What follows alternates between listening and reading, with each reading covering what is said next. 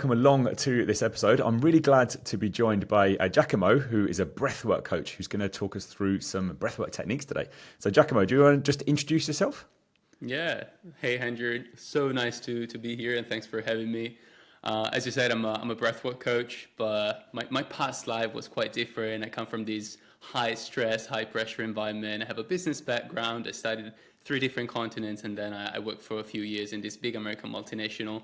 And so I've always been exposed to high stress, high pressure, and until very recently, I just didn't really have the tools within me through my breath to manage that. And when life, through some health problems, exposed me to a level of stress and pressure and nervous system dysregulation that I had never experienced before, then I kind of found breathwork, and I realized very quickly that it was kind of this hidden superpower always with us 24/7 that we can learn how to harness to unleash its full power. Yeah, brilliant. That's that's a really inspiring story, and I'm sure you'll be able to pass on some great tips. So ACCA exams are properly stressful. We've just been chatting like these exams are like they're high stake. There's lots going on, and lots of students not only are doing these exams, they're working. They've got family stuff going on. They've got social commitments. Like there's almost like you just said, like this sort of this modern work-life balance that's almost impossible to strike. So why is breathwork so important before we get into some techniques? Yeah, so breathwork is important because of all the bodily functions that are available to us, like heartbeat, digestion, is the one that we can intentionally decide how to use, right? So we breathe automatically around 20,000 times each single day, Wow. but then we can decide to bring our focus, our attention to our breath, and intentionally control how long the inhale and how long the exhale we want to be. So the power of it is that by intentionally deciding how to use it, we intentionally and directly send signals to our nervous system, right? So I call it as a hidden superpower one, because we take it for granted and we don't know, like most of the people don't know that it can be used in such a powerful way.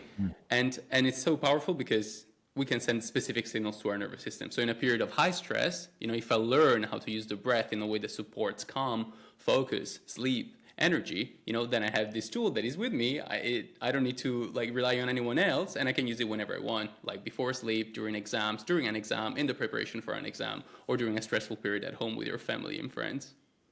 Perfect. Yeah, I really got into breathwork. Yeah, fairly recent. Again, I'm like mid-30s, so it's taken me a long time to realize that actually this is such a powerful thing. And yeah, I've been using it for the past few years, maybe stressful situations, like you said. There are loads of them. Maybe I'm about to do a massive presentation or something, and yeah, your adrenaline's high, and it massively helps. I can't believe like how useful it is, and also trying to get to sleep. So that's why I wanted to get in touch with you and pass these tips on, because there are so many sort of powerful things, as you said. So we touched on stressful periods. One big stressful period for ACCA students is the build up to exams. So we'll talk about what to do actually in the exam when you're stressed as well. But if we're thinking maybe in the weeks, maybe days building up to a really important exam, like what sort of techniques can students use to help to stay calm and just to make sure they're not sort of overloading their body?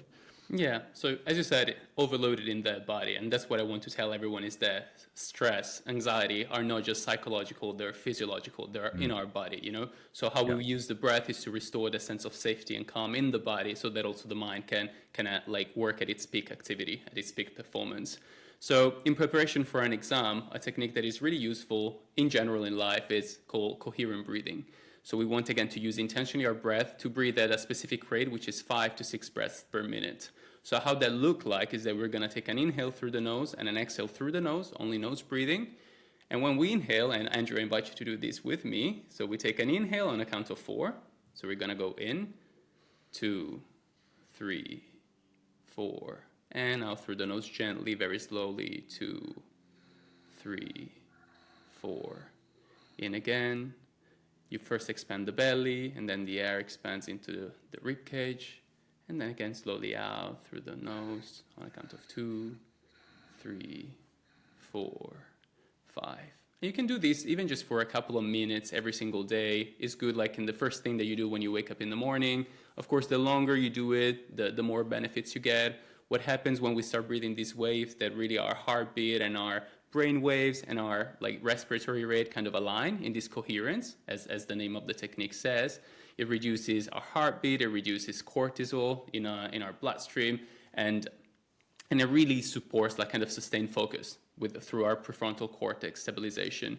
So it's just a great technique before you start studying and in those weeks. So my invitation is that use this even just for a couple of minutes a day and learn how to recognize the signals of stress in your body, you know, because for you, Andrew, it might be some tightness in the chest. For me, it might be some tightness in the shoulders. So for any ACCA student, I invite you to start recognizing when your body's telling you that you're stressed, and then that's your alert signal. They say, okay, then I can start breathing so that I can break this loop.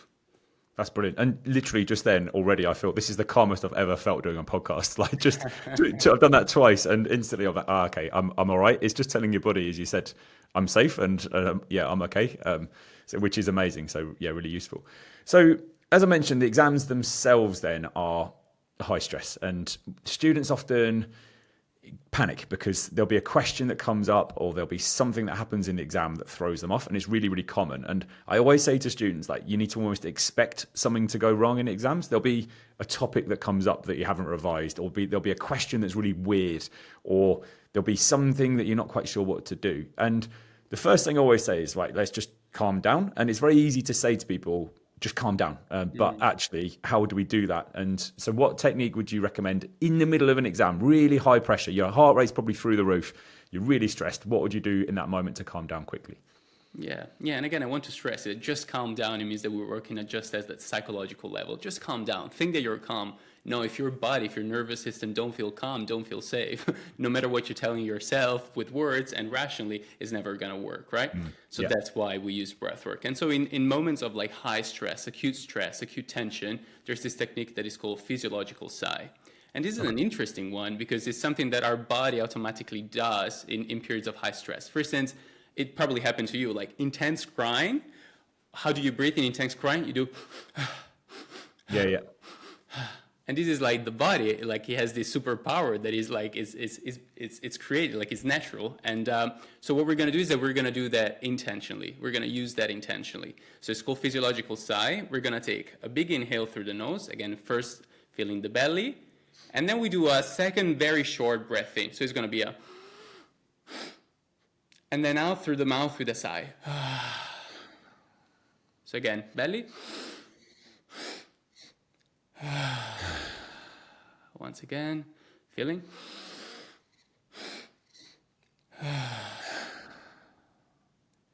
And this, what happens is that, especially with this sigh at the end, we activate a vagus nerve, which is one of the main nerves in our body, that activates that part of our nervous system that is associated to relaxation, to calm, to safety, you know?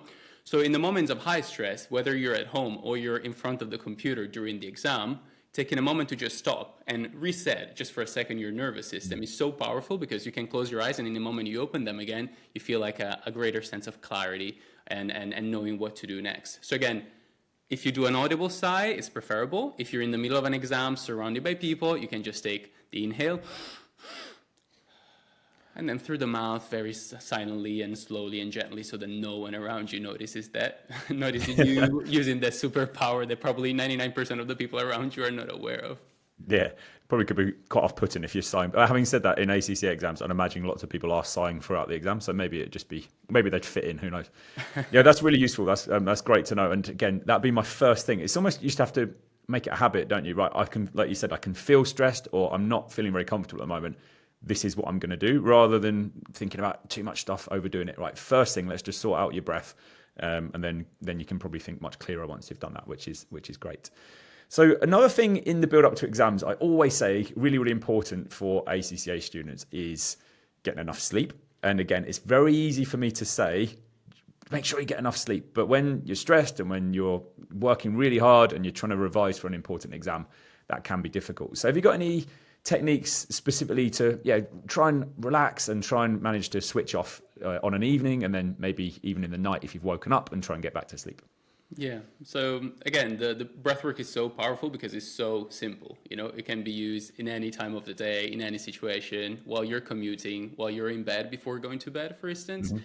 And so it's simple because inhalation is your gas pedal, you know, so it creates activation in your system. Exhalation is the relaxation pedal, basically. So this means that the longer the exhale is, the more relaxed your system, your mind, and your body will be, right? So before you want to go to bed, or anytime really that you want to feel relaxed and you want to calm yourself down, you can inhale on a count of 4 and then exhale on a count of 6. So it's going to be, let's do it together for at least 3 times, Andrew. So we're going to start inhaling through the nose, 2, 3, 4, and then out gently through the mouth, 2, 3, 4, 5, 6.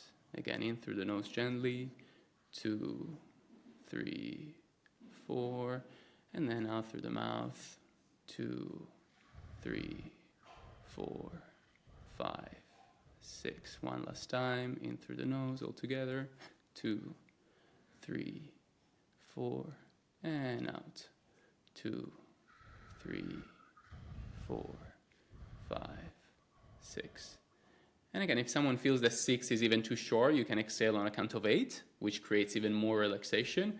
And this is something that, again, you can use right before going to bed or in a moment during the day where you feel, oh, my body's a bit tense, I feel a bit stressed, a bit anxious, a bit overwhelmed. Let's calm down, even just for a couple of minutes. And again, the longer you do it, the more beneficial it will be. Amazing. Brilliant. That's so useful. And again, those tips, and they're so quick to do, aren't they? And that literally will take a few seconds in your day, but it can really help you to relax and get your body right, which is brilliant. So yeah, I'm feeling nice and calm now. That's already worked, which is great. So Giacomo, if Giacomo, if anyone wants to get in touch with you or find out more about the breath work you do or work with you, how can they get in touch? Where can they find you? Yeah, you can definitely find me on LinkedIn. That's where I share my personal stories, my knowledge, and the results that my clients achieve. I like to work with people, high performance people that have high ambitions and a highly stressful life. And it's really about like relearning how you can access this superpower that is your breath, that is always within you, to create those physiological foundation for calm, for focus and energy, and having some very practical tools like some of the ones that we've learned today that you can use throughout your day based on what you need. Brilliant. That's so useful. And again, not just for exams, is it? Like this, as you say, I'm going to be using these when the kids have been hard work, or if I'm stuck in traffic. Yeah, all these things they can use. They're so transferable, which is also great. Yes. And it gives you that sense of empowerment that really, no matter what life throws at you, you have that tool, you have those resources within you to manage that. And that's been the most empowering thing for me personally. Yeah.